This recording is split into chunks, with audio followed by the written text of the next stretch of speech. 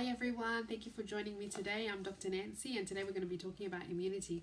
Immunity is a passion of mine because I think it's important to have some resistance to bugs and colds and flus and things that are going around, because at least you don't have to skip work or school, and it means you can feel better and enjoy your everyday activities. There's a lot of colds and flus and a lot of talk about things like that going around, and I think it is essential to have a good immune system. Your immune system is an amazing organ, and if we just do some basic measures, you can avoid a lot of this stuff. But even if you do catch it, if you've got a decent immune system, it means that your body will just bounce back and recover. It won't take as long to recover as if your immune system was really run down. So we're going to talk about how to really boost your immune system.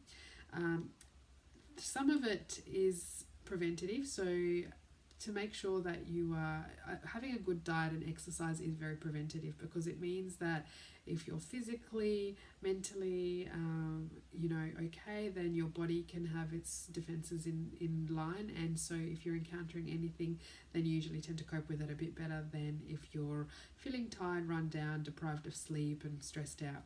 So those basic things we're going to have a little chat about, but the first and foremost is really sanitation as well, so making sure that you're washing your hands. So the typical understanding of how things spread is, particularly in colder environments, the virus seems to be more stable. In hotter climates, what happens is if the virus is lurking around, somebody sneezed into the air around you, it breaks down and is not readily there. So that's why colds spread a little bit better in the cold, because you go into a room, everybody's usually a bit more huddled indoors during colder temperatures. Somebody sneezes in the room, it goes everywhere, it can go on the surface, can go in the air. So these little droplets that contain the virus, if you happen to go close to the person, you can encounter it if it enters near your eye, nose or mouth, or if you touch a surface and touch your eyes, nose or mouth, or eat, and you haven't washed your hands, then that virus or bacteria is still around. So number one thing, washing hands. Effective way to wash hands is for about 20 seconds. Make sure you wash the bits between the fingers and all the way up to the top. Washing your hands is probably the most important thing. Hand sanitizer is okay, I find, but only if nothing else is available. So if you have the option to wash your hands, do that, because in some medical experiments it's been shown that hand sanitizer has not been completely effective, certainly not as effective as washing your hands. Drying your hands as well is important, so where you dry your hands, don't dry them in a towel that's been used by other people, either a hand dryer or a paper towel, or a very clean, or a fresh towel basically. Also encouraging kids to always wash their hands, wiping down surfaces with disinfectant, toys with disinfectant and things like that. If you're using a mouse or a computer after somebody else, just wipe down the surface, or just wash your hands so that you don't accidentally rub your eye and things like that and forget that somebody else may have sneezed or coughed on it. Making sure that you've got a good diet is very important. So diet predominantly in fruits and veggies and healthy carbs, and then very minimally oils and fats. Basically, the fruits and veggies will give you many vitamins that you need, and things like that. So if you can supplement with some vitamins, so I like vitamin C. You can get that from oranges, but supplements readily available. Vitamin D, you can get that from tablet form, but you can also just be exposed to a bit of sunlight. That's a good dose of vitamin D for you. It's also good for your bones, and particularly for women in older demographics, they do need a good dose of vitamin D. So vitamin D is one of my favorites. A good mineral is zinc. Zinc can help you get over the cold and prevent it from staying on for too long. So you can get that in a few different forms, but you can also get it from fish and eggs. Echinacea is a great supplement too. It's commonly, if you go to the pharmacies or health food stores, they have like a little compact tablet form that has sometimes vitamin C, garlic and echinacea is what I've seen, so they're also pretty good. but just ask the pharmacist, because there's a lot of different things, and really it's a matter of taking something as early as possible if you do get symptoms, but some people take them a month before winter period sets in, just to get their bodies ready. Probiotics are also important. You can get probiotics from yogurt, but there's also some probiotic drinks out there, or you can get it as a supplement from the pharmacy. Basically, probiotics, their job, they're like good bacteria. They're living, you ingest them, they live in your intestine. Normally in your intestine you do have bacteria anyway. You need to have a good balance between the good and the bad. And so you take them and they help if you ingest something that's not good for you, or the virus is encountered or the bacteria is encountered. If those good bacteria are doing their job, then they can actually fight that. It's another level of defense that you can have, and probiotics are effective for a lot of other things too, but immune system will definitely give you a boost. They're good for kids as well. Just make sure you give them the right dose, and you can take a very high level of probiotics, but it can make your tummy sick if you're not used to it. So just start off on a level that's not too high if you've never taken them before, and then you can gradually build up. I've also seen supplements with chili and garlic. So I'm Mediterranean, we love chili and garlic, but if it's not your thing, you can take garlic in a supplement. Chili is one of those things you might have to learn to tolerate, but if it's not your thing, that's fine.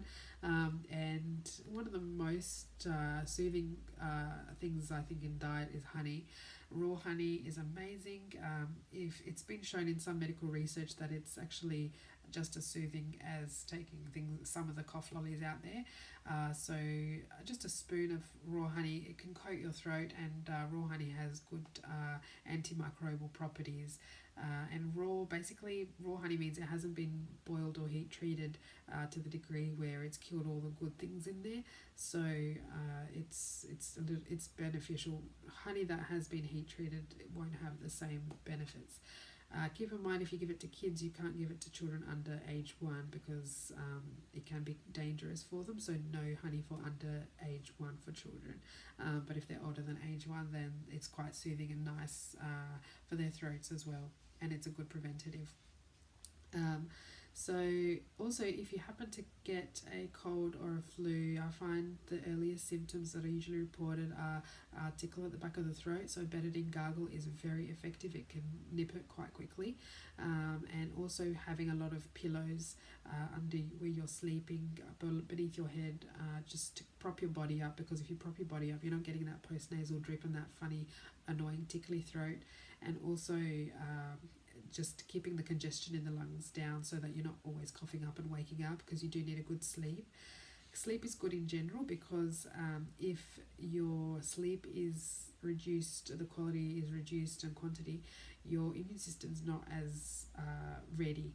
So your body's fatigued, it's just not in the right frame to fight off and defend a bacteria. You do need a lot of energy to fight off an infection, and just to maintain a good defense level. So if your sleep is down, you need to focus and have a look at that. I do have another clip out there, another video to improve sleep. So I think that's important for a lot of other things, but also quite important for maintaining your immune system.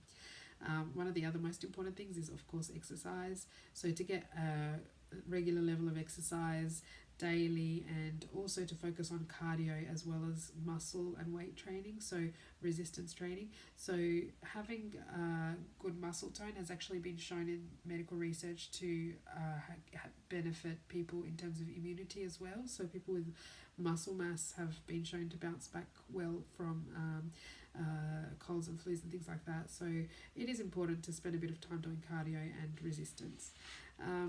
Managing your stress is also very important, because when your body's run down and stressed, you produce a certain levels of hormones that actually subdue the immune response. So I remember at uni we always used to get sick around exam time.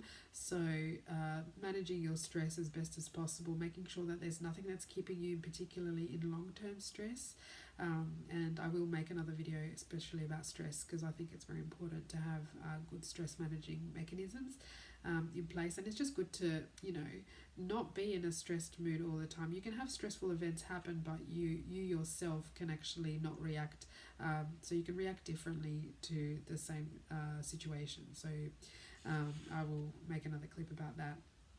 Also having good hand sanitation guidelines. So if you get it yourself, don't cough or sneeze. Obviously cough in the elbow, sneeze in a tissue, just making sure that you don't spread it around. Also just wiping down surfaces and things like that. And I also find as a good prevention, if you are an asthmatic, do take your preventative inhalers, because their job is to subdue the lungs from having a major overreaction. Because what happens is when you catch a cold or a flu, your airways can fill up with extra thick muck and mucus and stuff like that, because your mucus traps all the virus and bugs and stuff.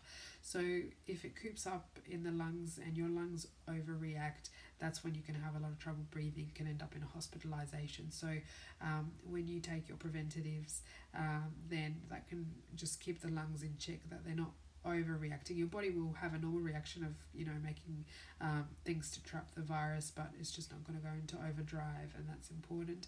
And making sure you take all the right medications.